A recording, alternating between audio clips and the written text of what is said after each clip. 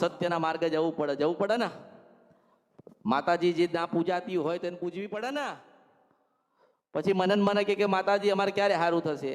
તારી માએ એમ કીધું છે કે 150 વર્ષથી હું રખડું છું, મને કોઈ પૂજી નહીં. 25 વીઘા જમીન હું બેઠી હતી એ વેચી નાખી, ગામડાનું ઘર વેચી નાખ્યું, ત્યાં ગોખલામાં બેઠી હતી, અને આજે 100 વર્ષ થયા અને તમે મને એમ કહો છો કે 10 વર્ષથી દુઃખ છે.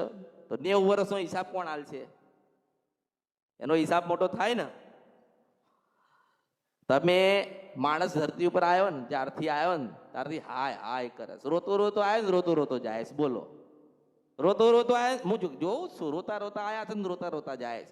શું કરવા એવું કરો છો? સારું, નાના હતા, ખબર નથી પડતી, બાળક બુદ્ધિ હતી એટલે રોતા હતા ને.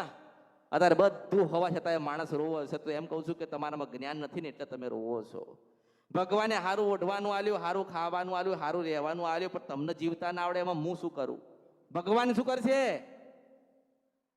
ભગવાન કઈ કરશે? કશું કરશે?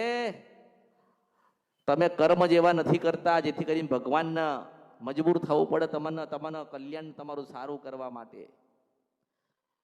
લોકો જોવડાય કરે, જોવડાવો તમે તમારા